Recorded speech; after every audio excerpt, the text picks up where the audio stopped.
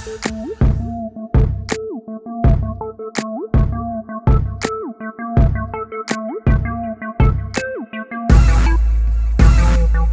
everybody, what's up? How's it going? Thanks for watching. Thanks for being here. Welcome. This is Sean. I do sneakers, I do travel, and everything in between. Special episode, special video. I'm with a special guest. This is Manuel from Lifestyle and Sneakers. Welcome to the show, my brother. Thank you so much for having me on your channel, Sean. It's a pleasure to be here. What's up, guys?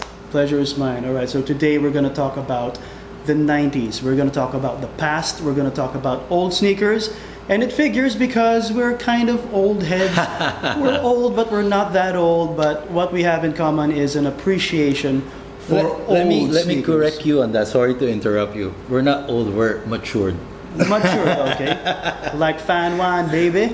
All right. So it's a mixed language vlog. Yes. We're gonna do Tagalog, we're gonna do English, Yes. we're gonna do it the old-fashioned way. Okay, let's start 90s, man. 90s. We both agree that we like 90s sneakers. Yes, I love 90s sneakers. And this is the time that we were like on the peak of our sneaker game, right? In the 90s, I was like 1 year old, 2 years old. So baby shoes, mighty kid. Mighty kid. But yeah, 90s was the growing up phase, you know, and Yes. we were almost in our teens, or we were somewhat in our teens. Yes. And that's the time when we really started to appreciate sneakers. It came with the sports, because sneakers Yeah. from the past, Basketball. performance related, and the Philippines is a basketball country. Do you remember your favorite sneaker from that era, from the 90s? From the 90s, my favorite sneakers actually, nothing beats them. Sneakers Rubber shoes. Hindi, plural. Yeah. Imposible kasing isa lang. And yung true. sinabi mo, hindi sneakers talaga ang tawag dito. Yes, yeah. Rubber shoes yan. Rubber shoes. Rubber shoes. Yes, 90s, it's rubber shoes. Yeah. Anyway, my favorite one is the Jordan 11s. It was released in 1996. So guys, until now, they're being retroed because that's how nice it was, right? So that was my favorite. And then another favorite of mine are the Air Pennies. I'm not sure if you're familiar with that. The Air Penny Air Max. Totally, absolutely. Yeah, that was one of my favorites. And up to now, actually, I bought a pair of those, a retro one, which I'll be unboxing on my channel. But anyway, Air Pennies and then the Jordan 11s. Jordan 11s. How about you? Okay, favorite sneaker from the 90s. It's the so there's a lot. Okay, the Jordan 11 would definitely be in top 5. The Jordan 7, I have a special place in my heart for the Air Jordan 7 Bordeaux. Oh, the Bordeaux. Yes. I just love the color, and I love Michael, right?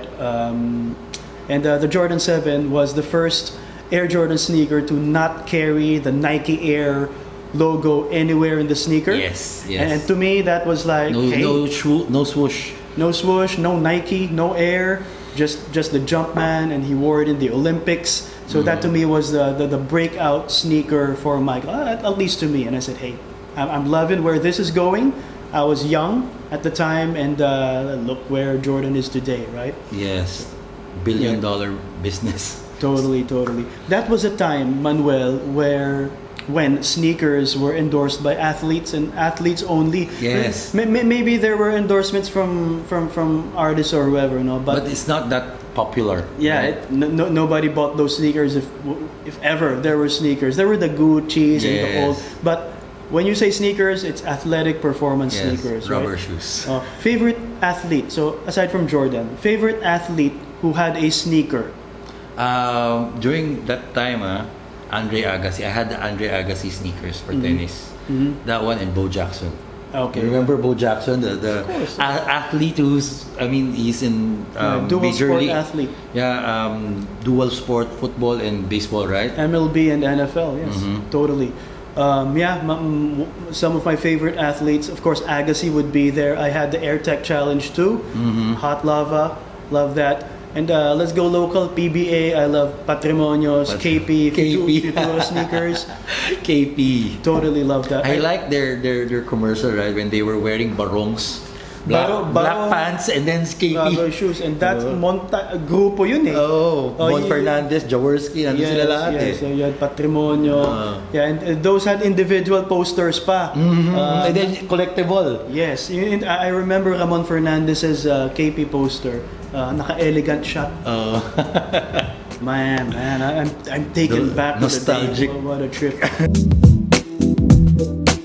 Speaking of the 90s, it's undeniable, bro. These days, the dad shoe is in. Yes, it's back. I have an explanation for it, but I want to know how you're processing this. Why is the dad shoe, why is the 90s sneaker style in these days? Actually, to start with it, right? Fashion is actually just revolving, you know. It's going back. There was a time that the 70s were in, the bootcut, right? And then the 80s came out, and then now it's 90s era. So the acid wash denims. Yep. We were talking about earlier the denim jackets. Yep. You know, so I think that comes with it. Yes. So the whole vibe from your clothing and then your footwear. That's why the dad shoe came about again. It's a cycle. It's a cycle. It's always, I mean, that's fashion. It always goes around. And true to the form of being a cycle, would there be, sa tingin mo merong 10 years, 15 years, 20 years?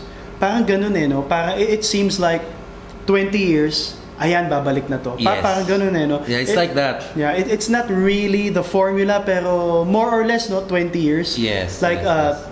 2019 na tayo, no ba? 2019. 20 years ago was 1999. Yes. Grabe, Time ng bilis. 1999, ang uso. What were you wearing that time, 1999? Pero I'm still stuck in the parang 1999 was 20 years ago. Yes. My goodness. So 1990. It was that fast. Time flies so fast, man. Grabe, no? Good question. I love the question, man. I was still in college. I was wearing loose clothing. That was True. That was the Yes. deal. And you know what? Loose clothing is in. It's in Now these it's back days. again. It's back. Yes. So I was wearing whenever I wanna impress, no, I would wear Polo Ralph Lauren long back. Bro, same. Same. I would go to Green Hills. I'd get a pair of LA Cable jeans. Yung tela nun sobrang lambot, sobrang flimsy. LA Cable, It's a stapler. It's a stapler mo na lang. And as far as footwear, I wasn't a big sneakerhead back then. I've always loved sneakers. Marami na akong alam nun. Pero mas may variance ako nun eh. Yung mga Polo Country, mga Polo Bighorn, yan yung mga gusto ko. Bighorn, oh my God. Pagdating sa sapatos, pagdating sa sneakers, I mean, pagpamorma, Samba na hindi kita yung medyas. Yun, Samba, the best. Now they have Samba with Boost, right? It's back. It's back. It's called the S4M34. Yeah, I The saw letters they turned into numbers. So grabe, Samba. I don't hate it, but I'm staying away from it. OG pa rin, OG. What were you wearing? I 99? had my Sambas also, but I remember back in college, I was wearing the RL shirt, Maluluwa. oversized, XL, like sometimes Medium ka lang, pero XL. Guys, I was sometimes borrowing my father's clothes. Kasi yun yung the fit eh. Yun yung fit eh. Tapos maluwag, di ba? Tapos yung pants mo baggy din. Yes. I mean, 2, 3 sizes bigger, naka-belt ka lang. Naka-belt. Low waist. Low waist, tapos nakalawlaw yung sobra ng belt. True. So yun, that was, or if not that, yung RL na pocket piece na may kabayo lang. May kabayo lang. So yun yung everyday look ko. Tapos naka-sneakers ako, siguro yung my favorite back in the day that it retroed about 4 years ago, the Laney Jordan 14s. Do you know that sneakers? Yes. The blue, the color blue. Yep. Yun yung Japorms. Naalala, talagang until now, vivid pa sa akin yung forma ko nun eh. Na talagang naka-Ralph Lauren na oversized tee, naka-baggy pants, that was before it became elephant. Di ba merong elephant pants, di ba? Actually, Nauso yun eh. Yes. Pero yun, hindi na ako manunod. Yung laylayan, Sabit-sabit. sabit-sabit, maitim, madumi, pero ayos lang. Ayos lang. And back in the day, you didn't wash your jeans. You didn't wash it One for week. 1 week, 1 month. Yung iba, di ba? Pare naman, 3 months. Nahiya naman ako sa'yo, 3 months. 3 months, you don't ever wash your jeans. So that was back in the day. Ang sarap lang balikan. Ang sarap. So it's turned out to be a fun, unexpectedly nostalgic, snowballing conversation. So much to talk about the 90s. Yes. But here's my take on why the 90s style is back. It's because you know what's old? The stuff that our dads wear. And what do the dads wear? Actually, what do the kids' dads wear? Because we're kind of in that dad category. We're in between. We're old, but we're not that old. But if you're a 16, 17, 18-year-old, look at your dad. He's the guy who's wearing the slim sneakers, medyo slim fit jeans, mga polo shirt, ganyan. The perception of that porma is it's old, it's dad. And ironically, the dad sneaker, the chunky ones, they don't wear that anymore because that's what their dads wore. Or something like that. You know, there's an eclipse of time there. Pero I hope you're understanding my timeline here, guys.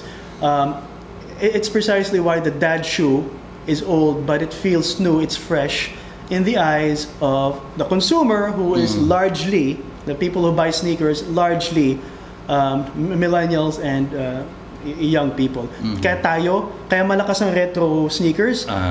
It caters to us, to the older guys, and it feels new to the younger crowd. Yes. So, ano sa tingin mo ang dahilan kung ba't bumabalik? Well, for me, like what I mentioned earlier, fashion is always, a cycle. Plus, the thing is, you see, right? You just mentioned, right? Our dads now, or the dads now, are wearing the fitted. There was a time that even the sexy sneakers, yung mga maninipis at yung super lightweight, luma na yun eh. There was a time that we were wearing it. Yeah, because that was new. That was new that time. That was the I new think in mid 2000s or early 2000s. Yun yung after nung yung mga loose shirts natin before. Napunta doon yung medyo ta-type ka na ng konti, tapos yung sexy na yung sapatos mo. So it's a cycle. And people sometimes, right, we always try to get from the past and improve it. Yes. So ganoon naman nag-evolve lahat eh. Good point. You look back, you always look back on where you came from, and then you just evolve from that. So I think that's the reason, and I think it won't stop. It will continue to move on. What we are wearing now will probably in 15, 20 years later, it will still be back. And then there's a little bit of tweaks lang. Like, there was a time na, di ba, the fitted ones, right? Tapos ginawa na siyang joggers. Nagkaroon ng garter. Diba? Hinalo. So yun nga, yung nag-evolve siya. Pero may gusto ng maluwag. May joggers, may tapered joggers. So. Yes, exactly. Meron naman yung parang knee below masikip, yung sa taas maluwag. Maluwag, yeah. Alright guys, I'm afraid to say that's all the time we have for this episode. But before we go, I'd like you, my dear subscribers, to check out Manuel's channel. Manuel, thank you. Take it away, man. Tell them what we're doing here. Okay, so guys, thank you so much for watching, and of course, thank you for Sean for featuring me on your channel. Please make sure to subscribe to his channel if you haven't subscribed yet, and also check my channel. Sean will put my link down below in the description box. Giveaway. Oh yeah. Guys, before I forget, we have special giveaway on Sean's channel. I will be sponsoring Adidas Night Jogger for Sean. So Sean, ikaw na bahala siguro kung anong gusto mong mechanics, pero sana subscribe to my channel. It will definitely include a subscription to both of our channels and both of our Instagrams. Same way as we've done before. Subscribe to our channels, subscribe to our Instagram, comment on the videos. I'm gonna use a random selector to pick the winner. And that's it. We're gonna put the comments in the description anyway, so go check it out. And before we go, I'd like to remind you that your value as a person is not measured by what's on your feet. Always remember, be kind. That's more important than sneakers. I'll see you next time. classic, they are timeless, they are white, high quality leather sneakers. So that's another. Hey, last shout to Mr. Carlo Ocle, the boss with the sauce, for lending us this awesome Studio. brand spanking new studio. We love the place. So we filmed episodes with Carlo, but he was gracious enough to lend us this spare room to do our episode, right? Thank you, Carlo.